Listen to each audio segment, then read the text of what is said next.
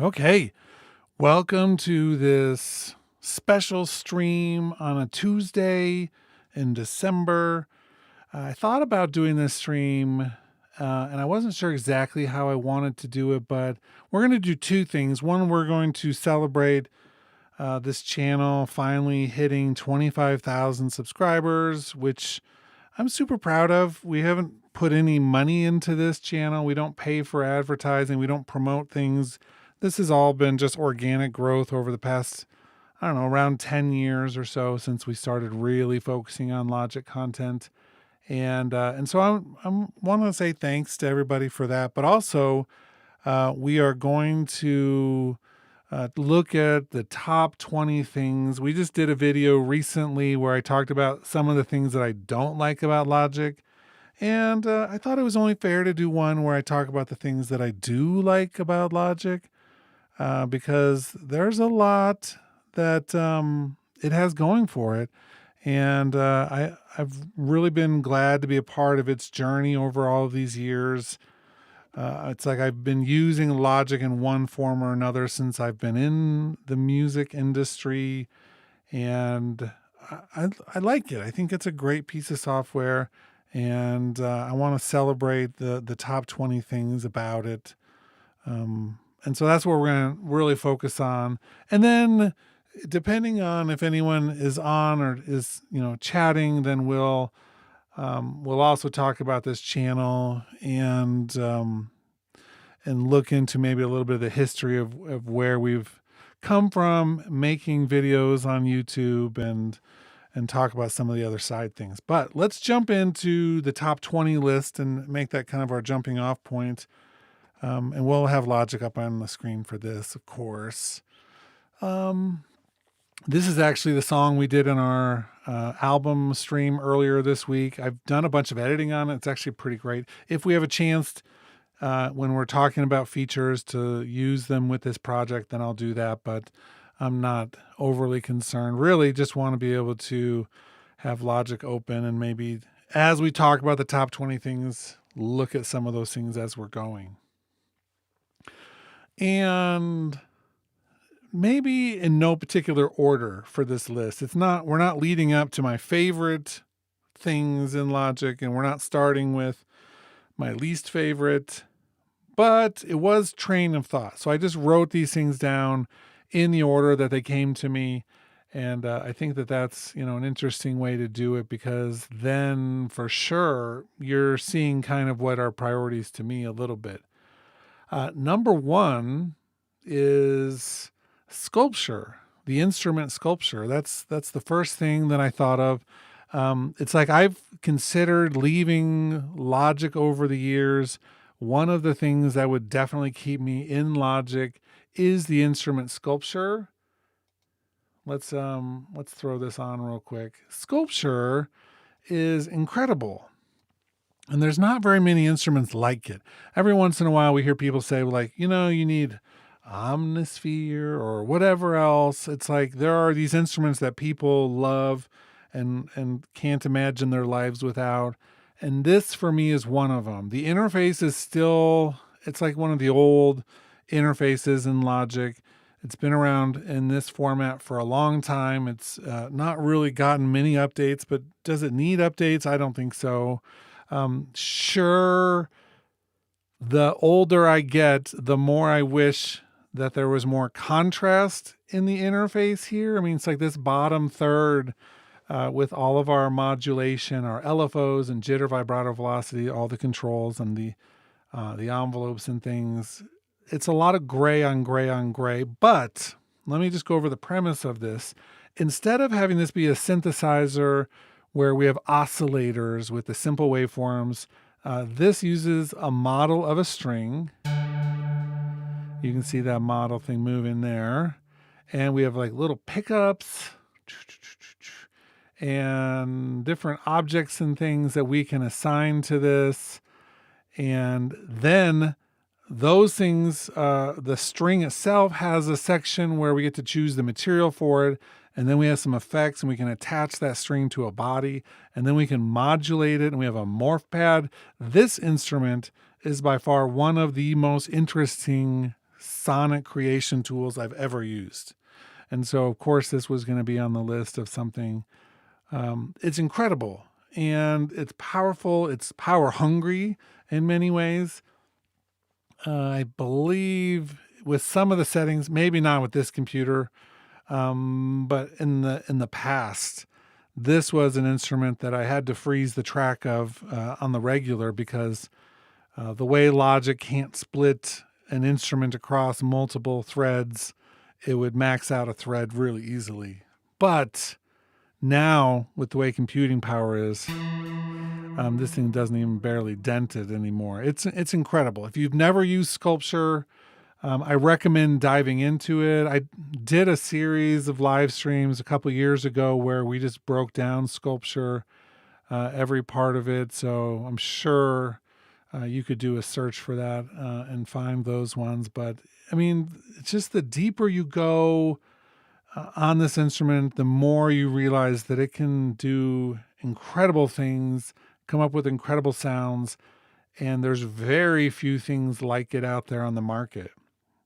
And this has been around for a long time. And that's either to say that nobody's interested in it, so of course nobody else built one, or nobody had the concept to even understand why an instrument like this might be useful, but it's incredible. The presets are great. If you're like, well, I don't want to learn how to do it, you can still come through and find some incredible motion sequences. I wish this is one of those things I talk about with Apple and Logic quite a bit. If Apple gave us 0 new features for the rest of Logic's existence, I would still be mostly happy if they would just go through and give us more presets for the existing instruments and features that we have. I mean, it's like you could do a lot more sounds than the ones that are represented here in these short presets, but this is still a great way. And it has a series of tutorial presets as well. It can do surround sound. You can actually do a lot of cool things with side chains on this. The side chain can actually, let's see, where is the side chain in the objects? External. You can actually do a side chain as one of the objects for this. I mean, it's deep. This thing can do incredible things. Now, we're never going to get through this list of 20 things if I talk that much on each of the individual things. However, number 2, I will just loop in for the moment as all of the rest of the instruments that Logic has. Instead of going one by one and saying, well, this is the best and this is the best. There are very few workstations that have as deep of a set of musical instruments as we have in Logic. There's other workstations that have great instruments. This is never going to turn into a bashing session of other workstations, except maybe Reaper, which has very few instruments. And Pro Tools doesn't really come with that many instruments, but I mean, if you're going to use Ableton, it's got amazing instruments and really creative ones. Studio One has a bigger and bigger collection, it feels like. But there's not a lot that can really compete with this. It's like any instrument you can think of, you can use in Logic.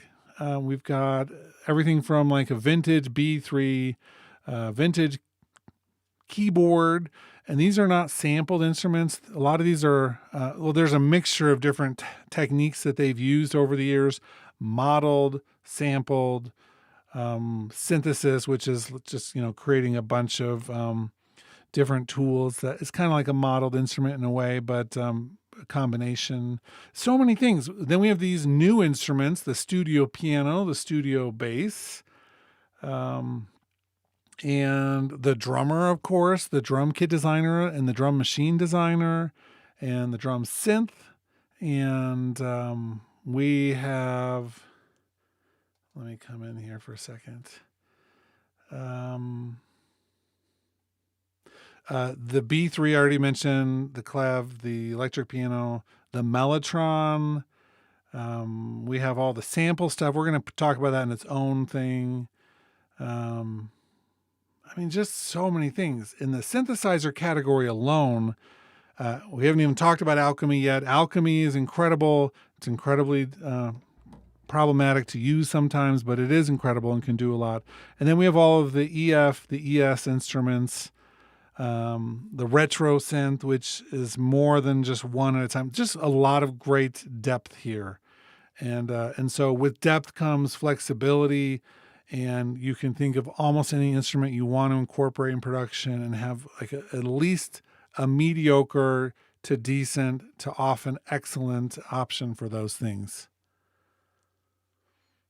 A comment just came in. I feel like there's a lot of modal stuff that's coming out in the last few years, but nothing as deep as sculpture. Yeah, I agree.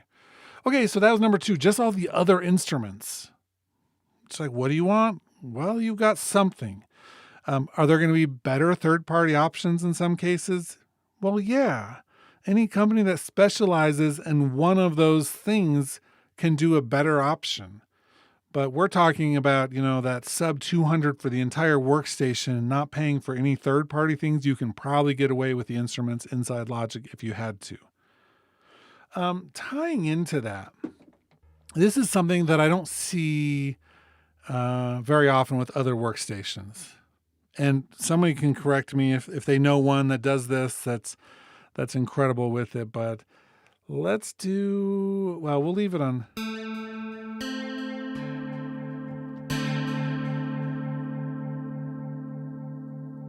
Let's change the preset in Sculpture to a blown instrument for a minute. Let's see if I can come up with one.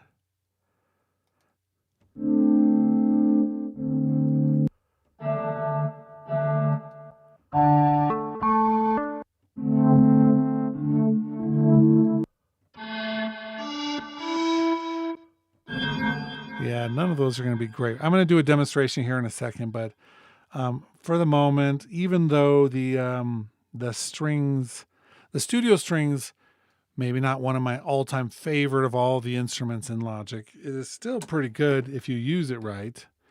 I just wish it worked better without having to know how to use it right. Okay. So what we have, you play a string section like this with Logic's, the MIDI system in any workstation, and it's going to play it in the same intonation structure as the piano. That's just how this works. It doesn't always have the flexibility of changing. When you play an actual cello, viola, violin, and someone's playing the third of a chord or the fifth or the seventh, they're adjusting the intonation to match the actual, to be in tune. With the chord structure, the overtone series, the harmonic series, all of that stuff, it's different on a piano, which can play in every key signature. And the well-tempered clavier, back in the day, hundreds of years ago, was an example of one of the early pieces of music that could be written for every key because they compromised on the intonation of the keyboard. Anyway, long story short, in Logic, we have tuning ability, and we can change the overall software instrument tuning table from equal tempered, either to fixed, or to user, or to HMT, the Hermode tuning. And it allows you to adjust how Logic actually triggers all of those notes. The beauty of MIDI is that it has a tuning component, and so you can change the tuning of how it recognizes those chords.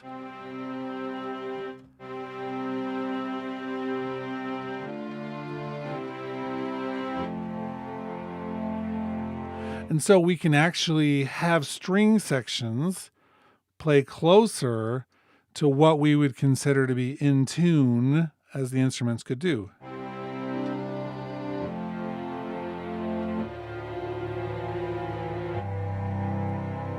And we get a much more rich sound with those small adjustments. How many other workstations can you change the tuning table of the entire thing? On top of that, here are all of the other presets that you can use, ethnic varieties. Plus, you can come through and change each note individually. And so a really cool system. If you are using the HMT, then you can actually come through on a track by track basis. And over here on the side, you can say HMT analyze and apply, analyze, or off.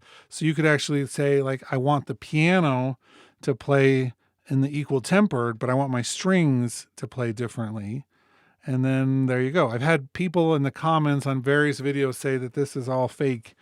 And it's like, you would never, like, pianos are not out of tune. And it's out of tune's the wrong term, but the tuning system of a grand piano is a compromise, always has been. And before they had this system, they would actually switch out parts of the keys to play in different key signatures, and it sounds different. Cool. It's cool. It's cool to be able to have this ability to play things in different tunings. Number 4, we're not going to belabor that point too much, but number 4 would just be the MIDI functionality of Logic. And I'm going to probably talk a little bit more about some of the MIDI stuff in the next couple numbers. I kind of loop some of these together. But overall, MIDI in Logic, it's been around a long time. They've sorted out a lot of things, and it works really well. And I don't have a lot of issues with the MIDI capabilities. I think there are some other workstations that maybe do even better with MIDI, but for sure, I don't think Logic is a slouch with it. I mean, we could talk about back in the days of the environment and all of those other things, but maybe let me break down as number 5, 6, 7, 8, 9, 10, 11. These are all different MIDI things. But number 4 is the overall MIDI functionality. And number 5 is the step sequencer. I think the step sequencer is very powerful in Logic. And others are continually adding to their step sequencers. And every time they do, they never really surpass Logic. They just get equal to Logic's. Everything from the way the iPad or phone apps remote control this, and so you can have that tactile experience, to being able to do melodies or rhythms, and then having all of this other control here, everything from notes, octaves, loops, being able to repeat, adding a chance element, offset, step, rate, skip. We can do automation in here. And we have a whole system of preset patterns and templates, other control functionality. I mean, there's very few things that I can think of in a step sequencer that it's missing. I think it has pretty much everything. So this is a great tool in Logic. Maybe one thing that I would say is I sure wouldn't mind it being able to do more than 64 steps. Sure, it's a step sequencer. It's designed to be periodic in nature, to loop, but I wouldn't mind if there was an option just to say, you know what, give me the whole song and I can just go through and click things like a piano roll kind of thing. I wouldn't mind. There could be a couple situations where I would use that. Okay, but overall, the step sequencer, incredible functionality, especially tied with the like an iPad app or something like that. Number 6 is, I'm going to show you where to turn this on, the flashback capture right there. We've always had, not always, but for a long time, we've had something called capture recording, and it was just MIDI. Where you could actually just play something when the transport is engaged, click the button, and whatever you played, it was always recording the MIDI. Anyway, they added audio to this now, and they changed the name to Flashback Capture last year or this past year. And but I think that that's great. That means, for me at least, sometimes when I'm playing a keyboard as a mediocre keyboardist, the minute I push something into record and I hear that click track, and I start playing, there's like a mental thing that happens, and it doesn't happen when I just engage the play button and then I play. It's probably stupid. I'm sure there's some psychology expert who has studied, the pressure of the record button in music production, but I feel a little bit freer when I'm not recording sometimes, and I like to be able to just play, and then I can just push the button if I liked what I did afterwards, and if I didn't like it, then I just do it again. So the flashback capture, I think it's a brilliant tool, and I love that they've added it for audio now. Super cool. So that would be the next thing on the list. And there's another one associated with this, which is Free Record. And Free Record is the free tempo recording. It lets you just play and it'll analyze the tempo after you did. If I was still doing more scoring, I've done some film scores, a number of like commercial, TV commercial music things in the past. I don't do as much of that anymore, for a variety of reasons. But that would have been a tool that I would have loved then, because what I would do is just loop a section, play the piano to get the part down, but like loop it a number of times and play with what's happening in the visuals. And then you can use the free tempo recording to just play it, and it'll analyze the tempo and give you a click that you could record other parts to that would match, the scene or the pacing of whatever's happening visually. I think it sounds amazing for that type of tool. And you can actually use the free tempo recording. Let's undo everything we just did. Push the button. Okay. You can use it even after you have a song done. You can add in and it would change the tempo and match the tempo for what you've done. So very powerful tool, both the flashback capture and the free record. That brings me to number 8, which is the Groovetrack Smart Quantize. I put these together because they are kind of a quantization thing, but I've actually had more issues with the Groovetrack recently than in the past. And I don't know if that's a glitch, a bug, or just something I never noticed before, but I still use it. So for instance, if I have a song and I want to essentially quantize a bunch of parts, instead of doing it to a grid, I can do it to one of the tracks. And so you can turn on in the track header components, the Groovetrack, and then you star one of the tracks, and then you get check marks for the others. And this sets the main one as the Groovetrack, and then sets those ones to follow the Groovetrack. And it works pretty well. It works really well with the session players themselves. So one of the things about having the piano, the bass, and the drums is that in a room or on a record, they're going to listen to each other and play with each other, and the timing will adapt based on what one of them did. And with that, you can do the same thing. You can set the drummer to be the Groovetrack and have the bass follow the groove and the keyboard follow the drums. And I think it's a really cool system. I think it's a great system. Again, not the only program out there that can do this type of quantization, but I would submit that it's one of the, if not the easiest. And that I think makes a big deal.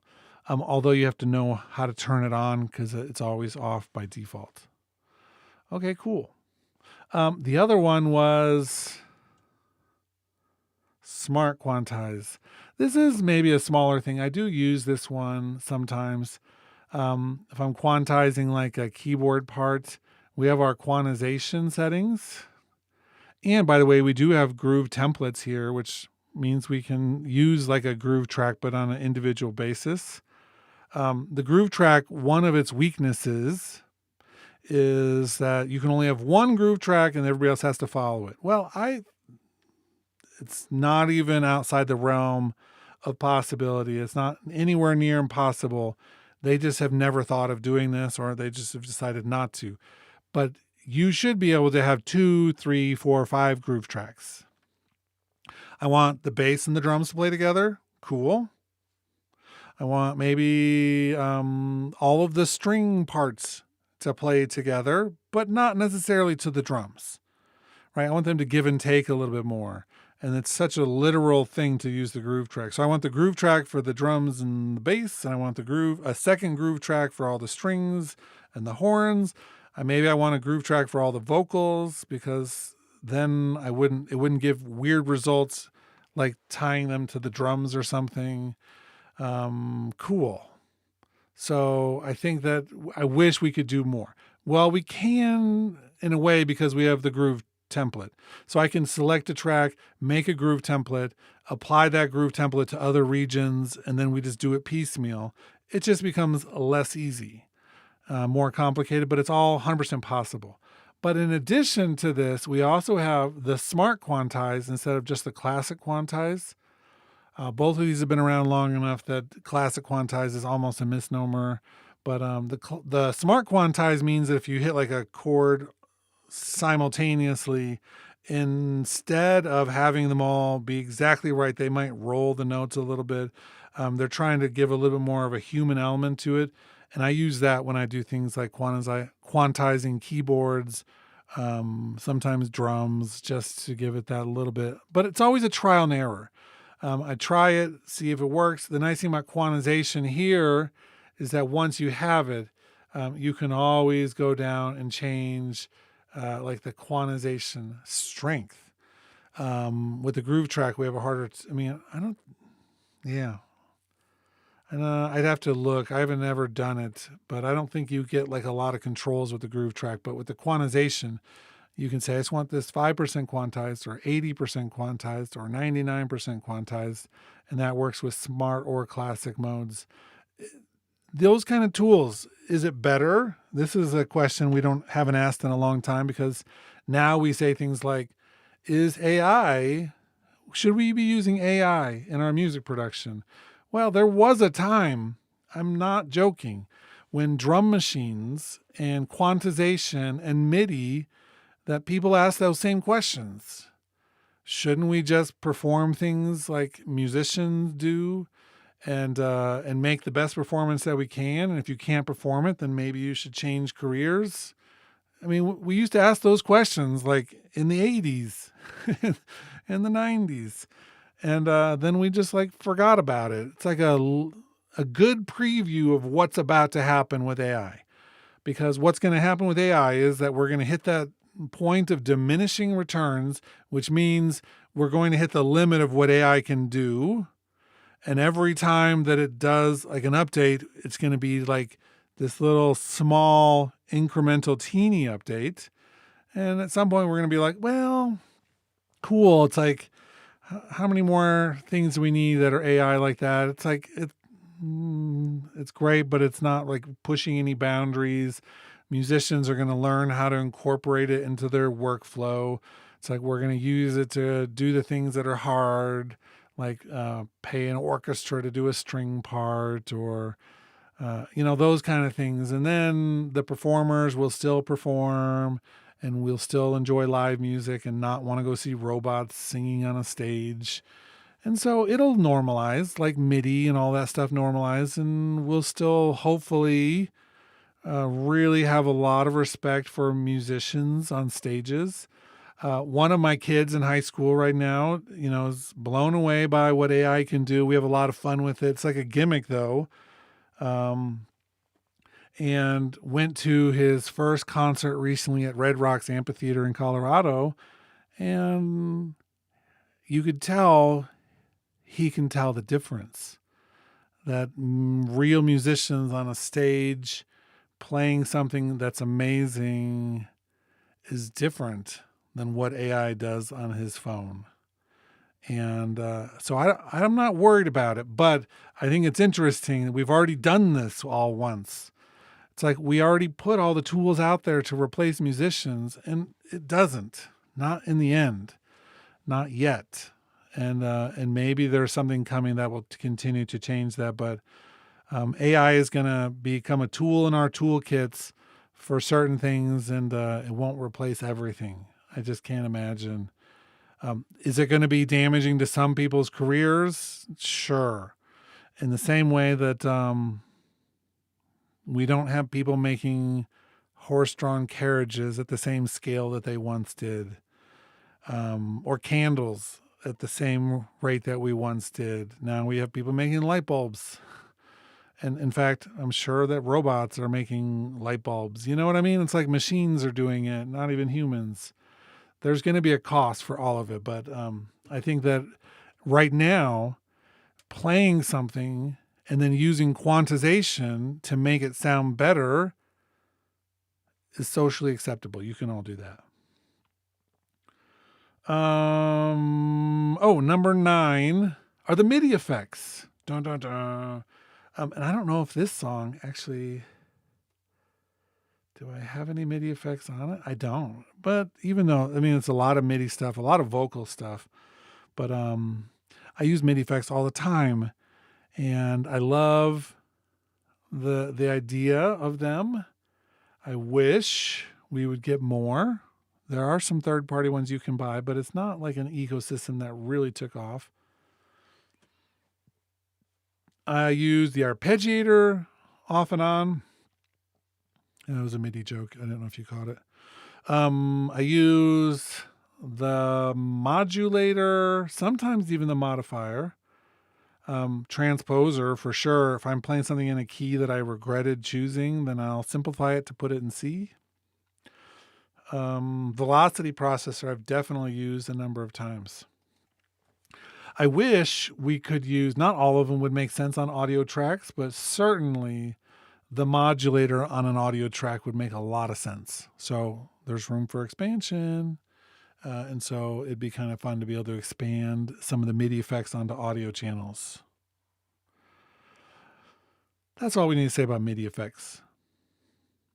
Another thing that I like in Logic that's only tangentially Logic because it's really Apple and the operating system, but it is the audio MIDI setup. I wouldn't want to go back to a Windows workflow, which I started on a Windows workflow back in the day, and I've used Windows. I have a Windows computer in the room just behind me, mostly used for video games, but it is there, and it does have a version of like Studio One and Reaper on it and things. Can't have Logic on it though. But this is like an amazing tool for using, for like connecting things and testing things and running things. And I'll say, without connecting it, I don't want to connect anything right this moment that could ruin the stream, but you can actually connect more devices than maybe most people realize. We have the IDAM protocol, which is the inter-device audio and MIDI, which allows you to hook your iPad or iPhone, and it becomes an audio receiver from that device. So whatever you're doing on your phone or iPad can be sent into Logic, including Apple Music, by the way. So if you're like wanted to grab a snippet of a song that you're trying to do something with or as a reference, then you could do it over that cable. It also does MIDI both directions. So you can turn your external iPad or iPhone into a synth instrument. The audio goes into Logic. The MIDI from Logic goes out to the device and controls it. I've done a number of videos on the IDAM protocol in the past.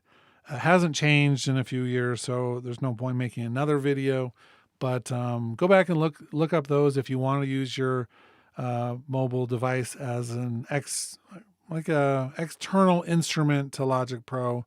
I love how you can do that with all of this. It works really well. Okay.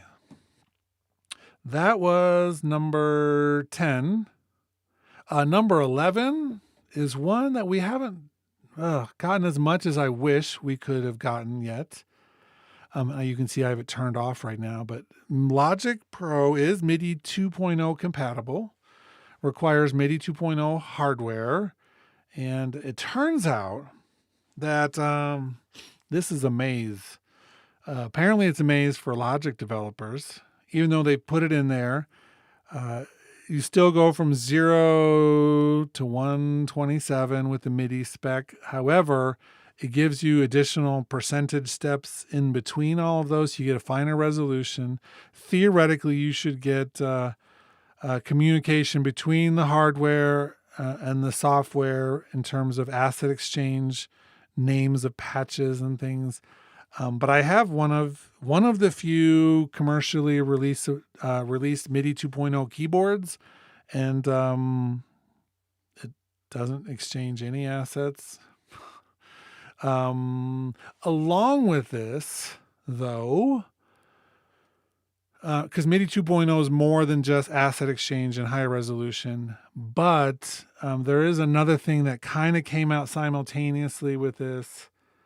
Let me go back to the strings. Which one do I want to do this? It doesn't matter. I don't have anything on there.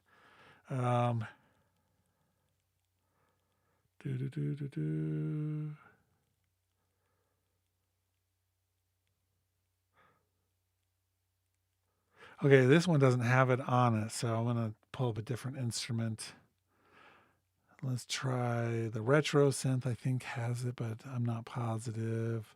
Which is the MIDI mono mode. Leave it to Apple to call things different, whatever. But MIDI mono mode is essentially MPE, which allows you to use all of your MIDI controls on a note by note basis instead of like one, like polyphonic aftertouch as an example. Instead of having, before this, you would have aftertouch on a keyboard, which is when you push a key down, you can push it a little bit further and it will do some other control data, often opening a filter or something. My keyboard in front of me is a really nice 88 key SL88 from Studio Logic. It has weighted keys, feels not like a real piano, but pretty close in my mind. And when I play it, if I use the aftertouch, I use it on one key, it applies to all of the keys. Because it has the old school aftertouch. But my key stage from Korg, I don't use it all the time because it's not 88 keys. They didn't even sell an 88 key version when I bought it. So I like to keep the 88 key here and just use that one when I have special needs, but it's polyphonic aftertouch and I can do that with any key and any key will just have its own.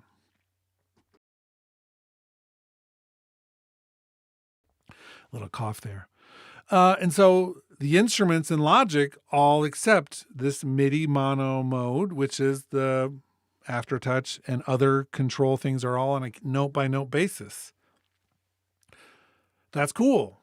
Means Logic is ready for the future. We just need the future to catch up with it, with all the hardware and other external tools. They currently are not caught up with it. Okay, but Logic can do it. That was number 11. We're around the horn going down the backside here. And number 12 are all the audio effects. Playing some keys here on accident. All the audio effects. It's like I couldn't even decide which one I liked the most. I'll show you which ones I'm using on this particular project. A lot of channel EQ. The default channel EQ is great, in my opinion. Plus, if I really need something a little different than that, then I will go to the linear phase EQ and it will keep the same curve settings. It'll just switch to a linear phase mode. Then we have the match EQ, and then we have all of the vintage EQ collection. And those ones are fine. I find those slightly problematic for different reasons. One of them is that, like, for instance, if I use the tube EQ, which is, modeled after a Pultec, I hear a lot of people online saying that this one doesn't sound good, but the real truth is that most people probably have never used a real Pultec and have no idea the conceptual design behind it. And those who have used a real Pultec would never consider a software version of what a Pultec is to be close to what the Pultec magic is. Problem is, you can't find that many Pultecs around. I'm not talking about like some company that's made a clone of this. I'm talking about like the OG, right? Anytime someone makes a clone, there's a chance that they're not getting it right either. Um, however, one of the cool things about this is that you can boost and cut in the same frequency bands and does some kind of cool things. The real trick to understanding this is that the left half of this is just an interface to an EQ. The drive is what actually allows you to push and change the character. Plus, you can use any of these three vintage models. So you can mix the API model with the Pultec controls and make this a linear phase EQ. And all of a sudden, you're not using a vintage EQ at all. You're looking at something that's very different. I love the flexibility. I just don't always get good results from it. And that's probably a me thing. I'm not going to lie. I use the pitch corrector, which sounds really good. Compressor. It's like I don't find myself needing any other compressors most of the time for most things, because you can always come through and it's like if you understand the 7 different algorithms and how to use the side chain on its own signal correctly, and to turn off auto gain and maybe turn off the auto attack and release amounts. Then you can really do almost everything you need with this. Sometimes people are like, well, it's really picking up what it's doing with my kick drum, blah, blah, blah. Well, I mean, are you adjusting the filter on the side chain to make sure that it's not just triggering off of some low sub frequencies that are happening? Or using the input and output mix knob to do that New York style compression companion. Like what exactly are you trying to do and how are you trying to do it with this tool? And most of the time they're like, ugh, I don't know what you're talking about. And so then you're thinking, well, maybe the problem's not the compressor. Maybe it's a user thing that's happening. But again, how many times have you ever been like, have you ever used an LA2A and seen why that's different than the other ones, or which 1176 are you using, the Focusrite? I mean, it's like why are you choosing between all these things? There's a depth of knowledge that has to happen for some of these tools to be used effectively. And it doesn't just come by dinking around on the knobs. Often doesn't come from YouTube either. I'm going to be totally honest with you. That's why I still recommend for somebody who wants to be a student of history in the music industry with all the tools, either get like a really good mentor or enroll in a good education program. Those are expensive. But I still find that a lot of the time it can be justified and worth it. But I'm biased, so don't trust my opinion on everything. This goes on.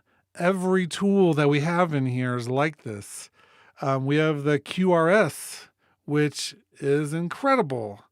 Not just, some like kind of wannabe version of the QRS, but the actual QRS and the QRS yardstick, right? That's another example. But we're looking at how many reverbs do we have in here that are Logic reverbs. We have the N-Verb, the Chromaverb, the QRS, Space Designer, the Silververb, and we also have all the legacy ones as well.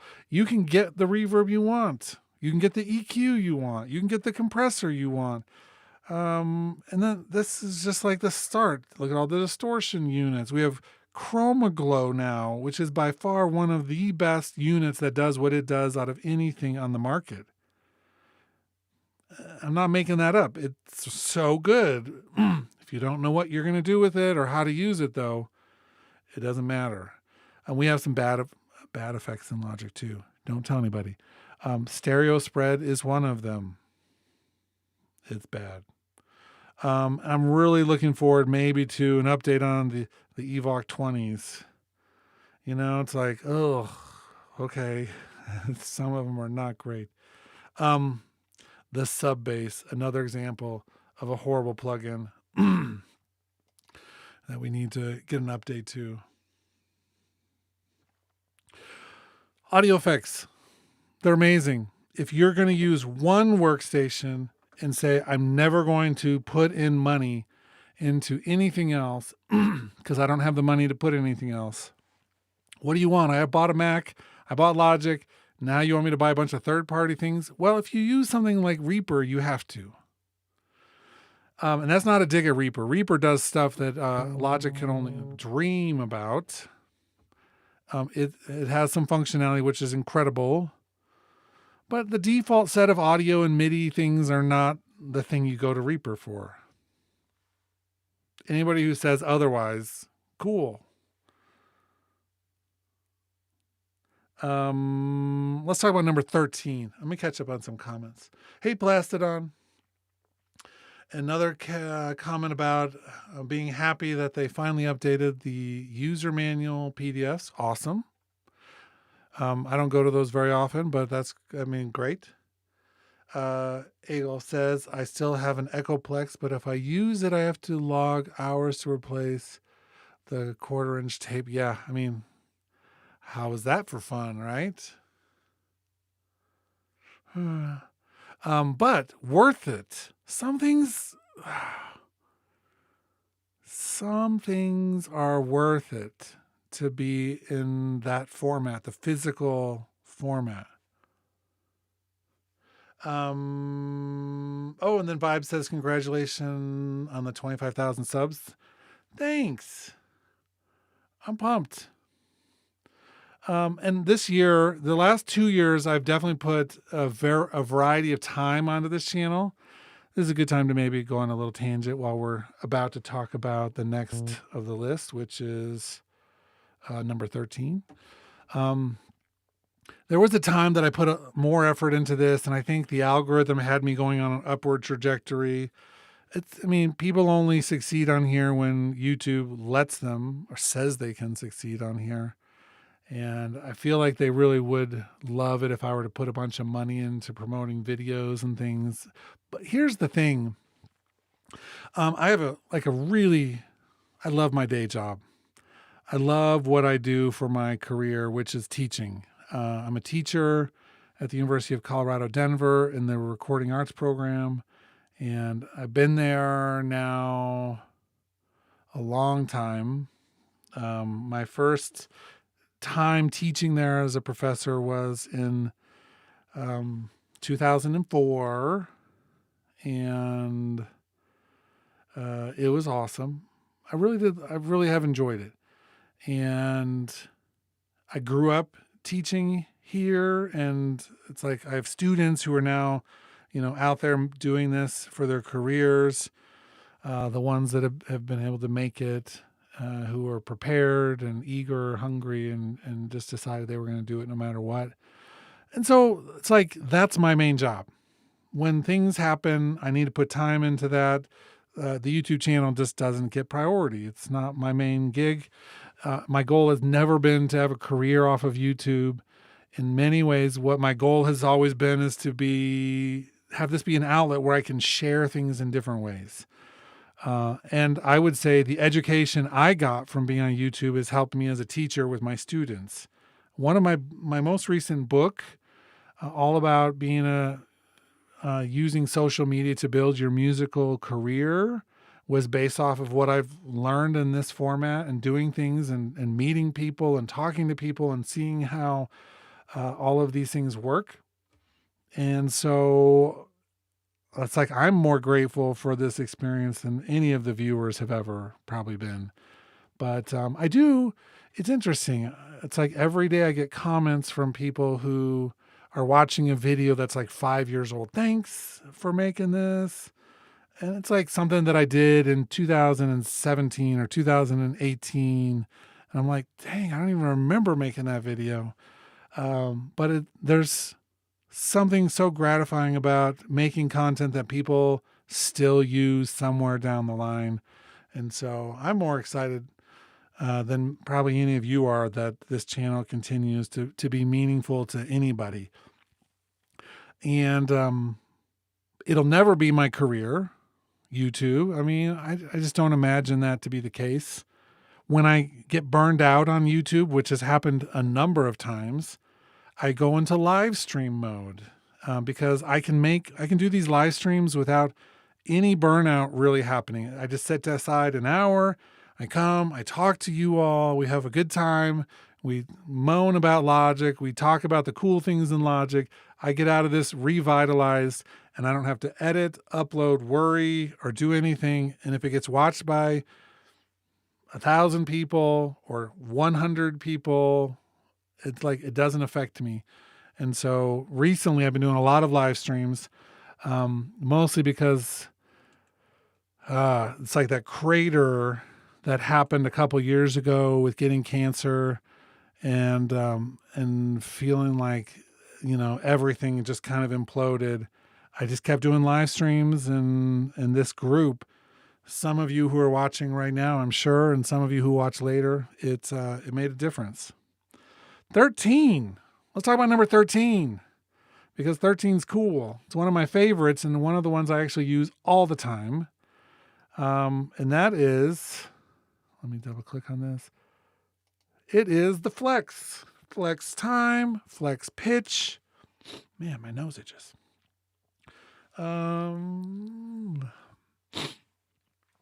This is huge because it allows me to songwrite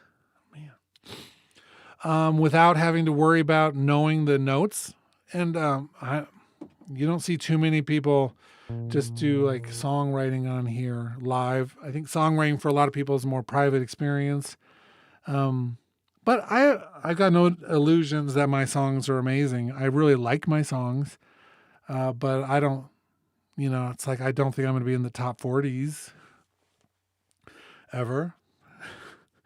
I do music for very different reasons, partly as an educator because I've got to be able to know how to use these tools in a way. And also I've been a songwriter since I was a kid, and it lets me use this software in a really cool way. But the Flex stuff is great. It's not just the Flex engine here. Like we don't just use the Flex time and pitch editor. We have these other tools this thing has expanded to everything. One of them is the Flex and Follow engine, which allows us to bring in files. And then if we change the tempo, everything changes with it. It's also in the sampling tools, which I believe sampling is next. So I'll leave that for a second, but it's there as well. And so those have gotten better and better. Every once in a while I hear someone say, well, I can't possibly live without Melodyne because nothing else is as good. And Melodyne does a couple things that Logic can't do. The direct note access in Melodyne is something that I'm sure they've got a lockdown under copyright protection so that nobody else can do it. That allows you to do polyphonic pitch correction. I've heard it in small amounts, as always. It sounds amazing. And the team that invented that and worked on it and figured it out, incredible. But for everything that's monophonic, Flex in Logic, and even the real-time pitch tool in Logic, maybe when they first came out, they weren't great. And somehow There's people who just seem to only remember the day one release, and they got in their brain that it could never get better. Well, it got better. It got better over and over and over and over by this much each time. And now it's incredible. It can make, when I use it in moderation, it can make my voice sound like I sang in tune, with very few artifacts. Imagine what it can do for a singer who's good and the small amount. So if anyone's like, well, I need it to be able to do miracles because I'm working with people who can't sing at all, there's a different problem. That's a conversation for a different universe where somehow we thought that everyone should be able to sing. And I don't believe in that personally. There are some people who can't sing or who shouldn't sing. Switch to bass like everybody else. I'm just kidding. That was a bass joke. Let's see. Comment says, yours was my #1 channel in my YouTube year in review, so I definitely appreciate what you do. Oh, thanks. I have not looked at my year in review because it's not going to be pretty. Actually, if I had to really guess what my year in review this year, the channel I watch the most, I'd be curious, but it's probably Good Mythical Morning because I just eat breakfast every morning while watching the Good Mythical Morning guys. I've seen every episode in the past, like, how many years? I can't even remember now. That's like the one I start my day off with. Ugh. That takes us to the sampling functionality in Logic. And maybe some strong fighting words here, but Logic Pro is the best set of sampling tools in any workstation that is in existence. I'm sorry, nobody beats Logic sampling overall. And it's like I would love to have this conversation with people who have strong opinions to the in opposition of that, because I would love to see what they would say in terms of that. It's like, what would you argue was better, right? I'd be curious about that. Let me explain why I think this. And we have a few different things. We have, first of all, its own category. We have the quick sampler, where you can record straight into this, but it has flex time built right into this. So all the power of flex, it's right here. So that means if I record something into this, I'm going to be doing a video about this after the first of the year with my new Bear dynamic microphones. I'm going to do a bunch of sampling with my new ribbon mic. That's incredible. But if you it's like put one note in there, it's going to make sure it's the same time length at the top of the keyboard, at the bottom, that the transposition is as high quality as it can be. Super simple for this. Great. That's only part of this whole equation. I'm not even going to look at sample alchemy, but I am going to look at the sampler for a moment. This is what replaced the EXS24. And with the mapping in the zones, you can dump a bunch of files in here. And what is incredible is that we can actually come through and have this auto mapped. So it's going to look at each of the notes. It's going to analyze them. It's going to get them on the right notes based on analysis of the pitch. It can auto loop. It can actually pitch correct to a certain degree. So you could dump a file in here of any instrument. Like you go to a place and just say, hey, Mr. Musician, play a scale with a break in between each note and do it once loud, once soft, and maybe once really loud, and just play it all into one file, dump that file into here, and it will pop out a multi-sampled instrument. It's incredible. What this instrument can do is incredible. Tie this with maybe the scripting MIDI effect, and the right person could do anything that can be done in, say, a program like Contact with its scripter. Not many people have done that. It's all here, ready for the doing, though. That's one more thing. Another thing is that we have under utility the auto sampler, which sends out MIDI data to anything that can accept it. And with a MIDI to CV, you can do, old school synthesizers. But anything that has MIDI input, and you can just say start, it will record, it will do the entire range, every note if you want. It can do round robin up to 32 different round robin things. We can do velocity layers up to 16 different ones with different response types, logarithmic, exponential, or linear. It can choose between 5 different auto looping functionalities. And then you just push sample and then walk away and you come back to a fully sampled instrument. I mean, cool. Nobody has the depth of sampling functionality that Logic has at all. So if you're into sampling, and you don't even have to be good at it, but it's there. Number 15, we're down to our last 6. Number 15 would be our session instruments. Da-da-da. And all of the controls that come with it, which we got a big upgrade in the past year, and we're waiting for more.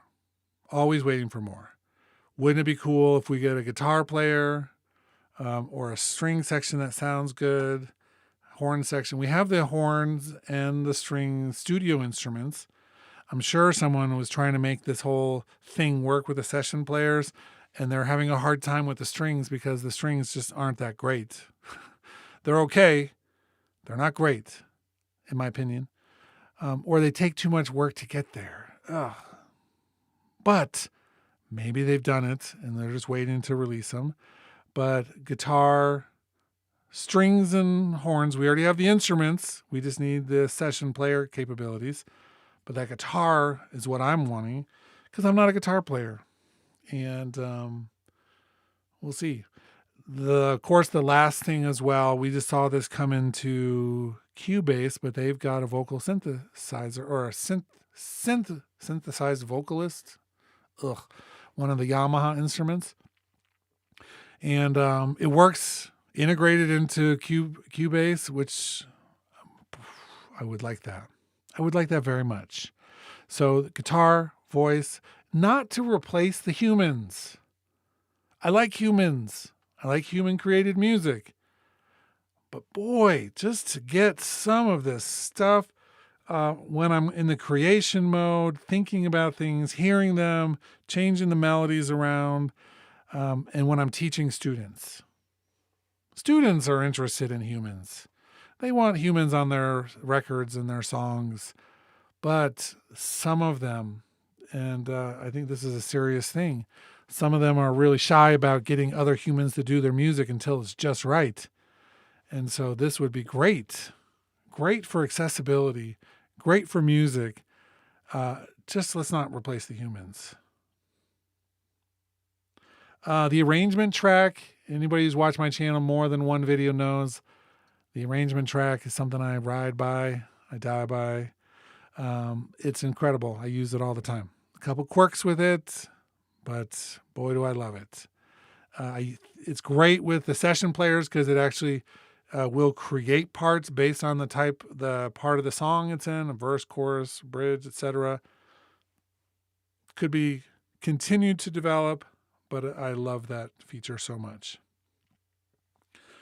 Number 17, the Apple ecosystem. This is not exactly a Logic feature, but it kind of is. For instance, when I'm done with changing things for the day, I come over here and I say song to voice memos, It does a bounce, automatically puts in voice memos. I walk out of the room into the car and I open up voice memos and I play it off of that. I mean, that's cool. I do feel like, and this is maybe a controversial hot take, but people say, well, efficiency cores on your computer are not being utilized by Logic all the way. Am I surprised even slightly? We're looking at a code that started on the Atari back when I was alive, but not very much alive. And so old stuff. And I'm maybe one of the few people on the planet who's looking forward to the next couple updates for the iPad version of Logic Pro, because that's our new version of Logic. I don't know if you've all realized that, but that's the one they built from the ground up with the new code. That's the one that's going to work efficiently on your Mac in a way that you've only dreamed about. And they're just going through testing and putting things in there. And then eventually one day we're all going to wake up and that version of Logic will be the new version of Logic. And we're all going to groan about certain things. And then we're going to realize how well it works with freshly baked code. And then they'll slowly add back some of the stuff that have been left out. The environment will be gone. I don't know about the score editor. It's not in the current version of Logic Pro for iPad now, but it's like I need the score editor. I use that regularly. I didn't even put this on my list at top 20 because I could live without it if I had to, but I don't want to. I use it when I'm composing and writing songs because I play chords. When you're writing, you play chords. You don't. Maybe it's just me. Maybe I'm the one who doesn't remember everything that I've done. But I don't remember everything that I've done. So I like to see it in the notation editor while I'm playing the next part. You have to learn how to read music. That's cool. Everybody should learn how to read music if you want to be a musician. It's not a statement that's black and white. Meaning, I don't think people who don't read music shouldn't be in music. But I feel like those who are in music should learn to read the notation. So the Apple ecosystem ties so much of this stuff together. Our computers, the tablet, the software. I don't think it's a weakness to have like a walled garden approach to things. And that's a hot topic in the world for Apple. Everyone in government seems to think that they should be breaking down the walls so that you can do anything that anybody wants on them. And I think I don't agree. Another comment. I do hope that means third-party apps will all be universal by the time the Logic for iPad becomes the main version. Me too. See, that's slow. Slow is only better in situations like this. Slow is better to make sure we get this right. And in the meantime, I'm determined to use Logic to write music every week, the rest of my life, right? Because I'm not one of those people who says, I just want to have another update in Logic for the sake of doing something. Finally, it'll be the version that I can do something with, right? I think we should all do something with what we have all the time right now. It is so good, by the way. Number 18. I'm not going to show you this, but it's sitting right here. And this is not a Logic thing. It's an example of what a company can do if they decide to. And that is the Panorama CS12 from Nectar. The best Logic Pro controller ever made. Does it have quirks? Heck yeah. I love quirks though. As long as I can get what I need to done, I love quirks. I love doing EQ on it. I love the transport integration. And I love the fader that has such deep integration into anything you're doing in it. Ugh.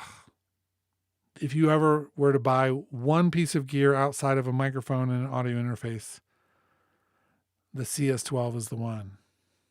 I'm not a sponsor. They're not a sponsor. I don't get paid to say that.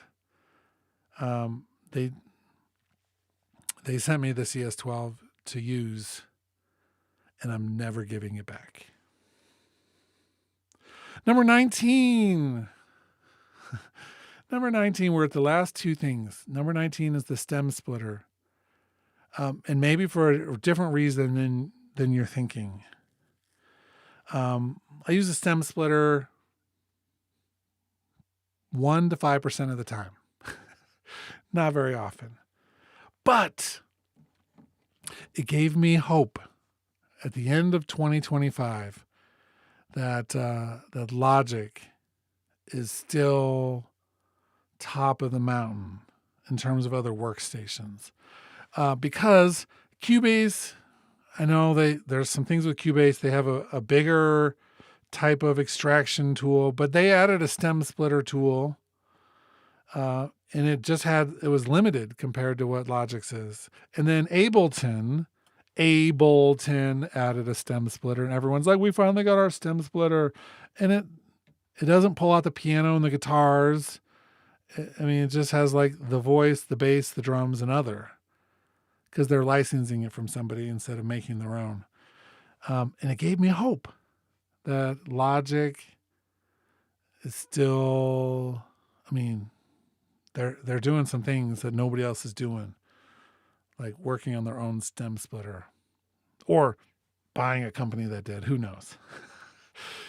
They're like, hey, let's just buy one and make it better. Okay. So that was the hopeful number one. And number 20 is the iPad version of Logic. I like it. They had to be creative when they made it. They used the tiles, and they took a very limited screen space and made this work. And I'm getting used to it. And that's the sign to me that it's possible. Let me give you some examples of things that I've tried over the years to get used to and never could. One of them was Digital Performer's interface. It's probably some mental derangement on my own part, but no thanks. The Reason sequencer. I try to go back to Reason and the whole MIDI recording and things. No thanks. All of Ableton.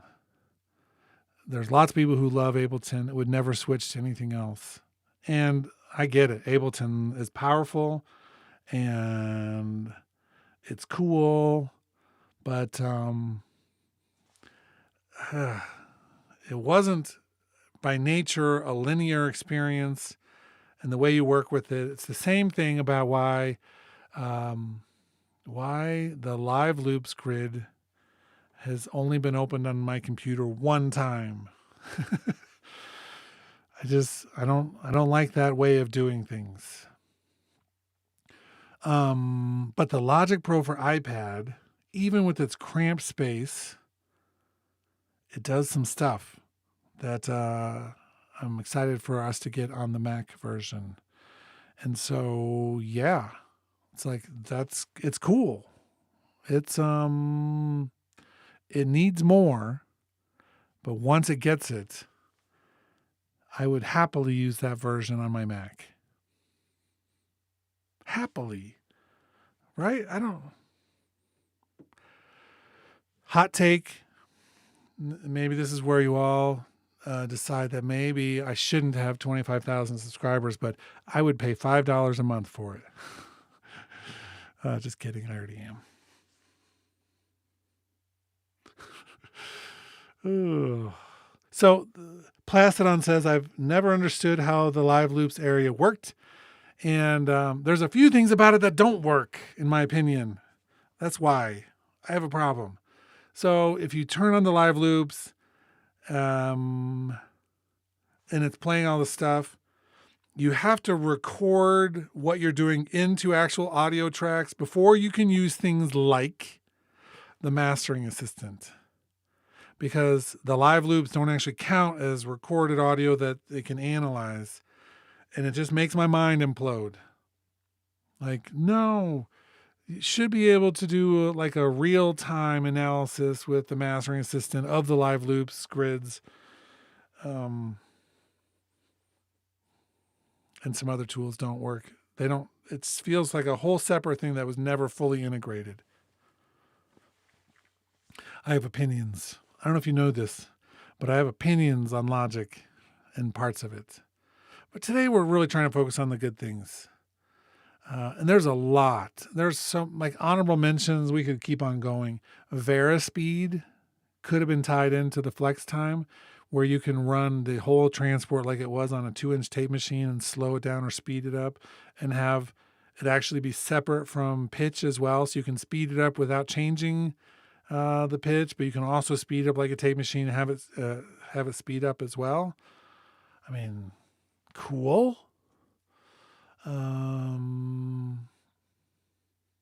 Didn't get into a lot of the drag and drop power of Logic. We didn't always have drag and drop, but now we have a lot of drag and drop, and it's really powerful. That's a thing. Another comment: I swung 3 times with live loops and struck out. Yeah.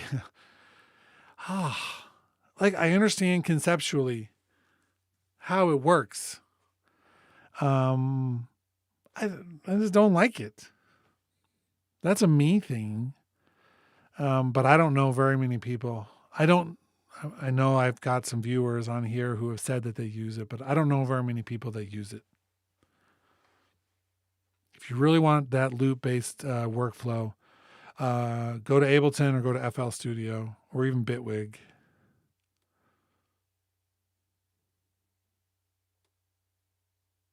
What other honorable mentions in here?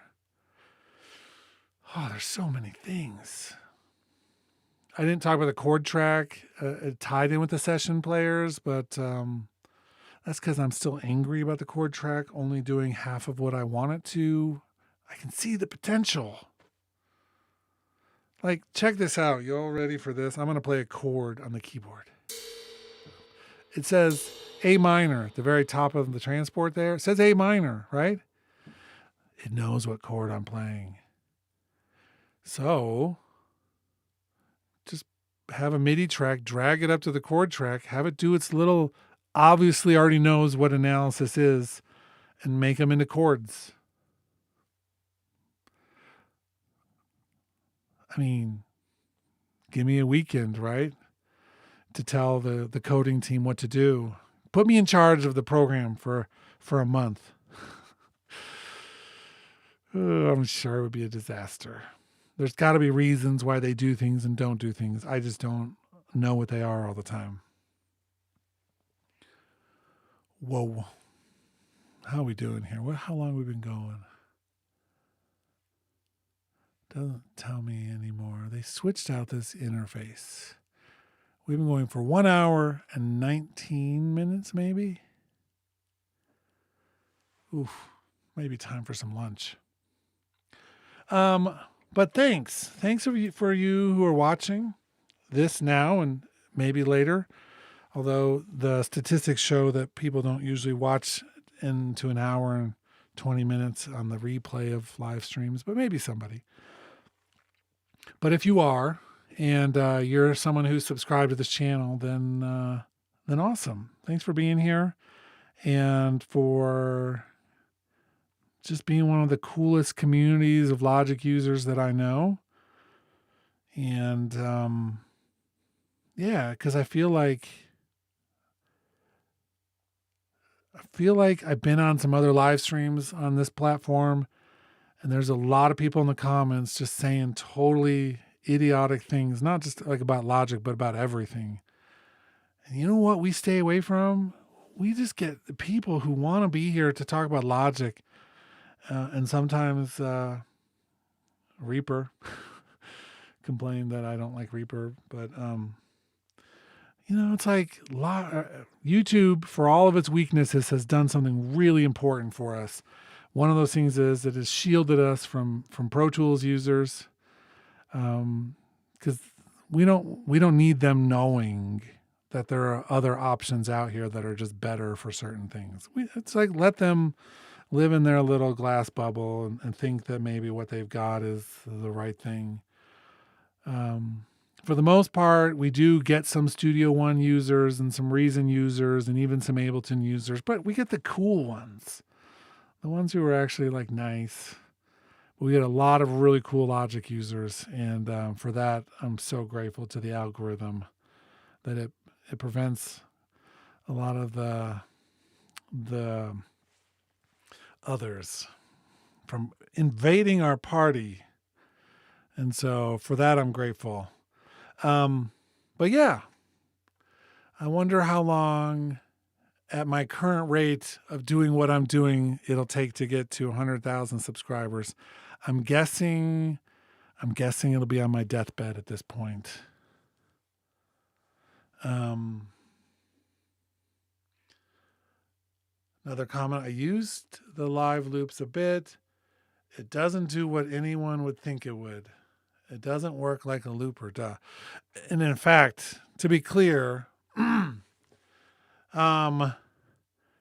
if you really want to do things like looping with like a looper, then MainStage has an awesome looper that you can trigger with a key, a control surface, or a foot pedal.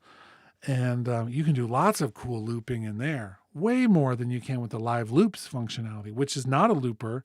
It is just like a loop playback grid with functionality that is relatively limited, because they did it and then they were like, cool, now we can say we did it, but everybody who was working on that, start working on something else. So they've never really added any functionality to it. And partially, I suspect, because they know that nobody's using it. Plastodon thinks I'm going to get 100,000 before the next Logic update, which is quite possible.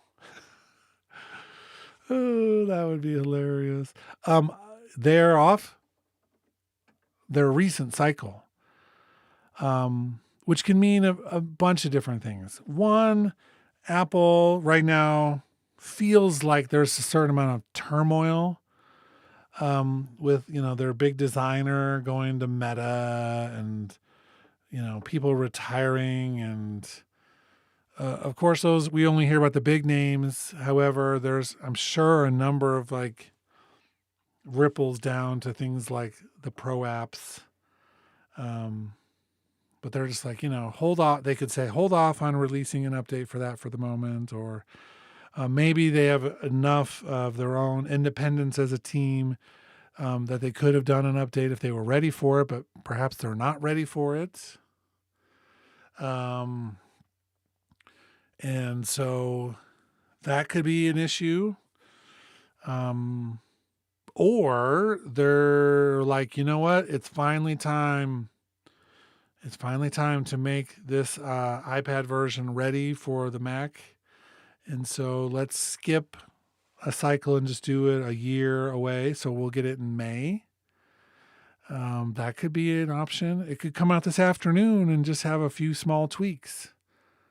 I mean, there's bugs. Every software platform has bugs. So like, we haven't even gotten one of those in 4 months. It's been almost 7 since a new feature was released. Almost 7 months since a new feature was released. And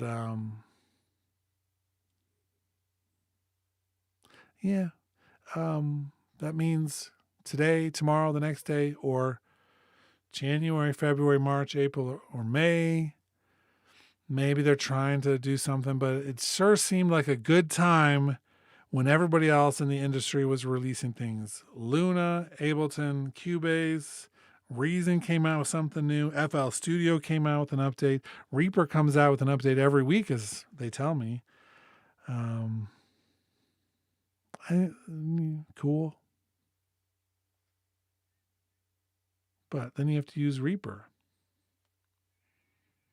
It's not something I'm ever putting on a resume.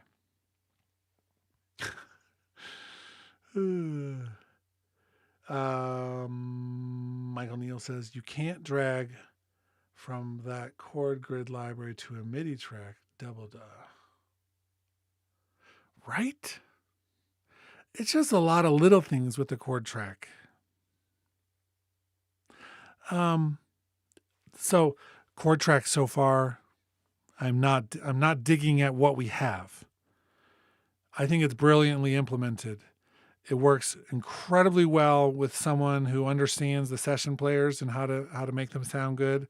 And I did a video, I don't know, earlier this year about the actual chord track and the session players and some of like the more advanced topics of it. I went through every single like voicing option to see what they did and found out that there's some like quirks in there. It doesn't always do what you think, and some of the things don't work exactly right. So there's room to improve each of those parts of it. The session players and their voicings, how the chord track ties to it. I would almost rather have the voicing, voicings need to happen at the session player level because I want different voicings for different things. And I want the chord track just to be the general chords. But give me some more. Give me some more flexibility. I got to run too. Thanks everybody for watching. We're right down here towards the end. We've had a small but really awesome group this whole day. And maybe we'll get some more views later in the day from this. But I don't care if we do or not. This was more a chance to talk about some of these awesome things in Logic and to celebrate this milestone with some of you. So that's it. I'm going to go have lunch and enjoy some nice Tuesday activities. Talk to you later.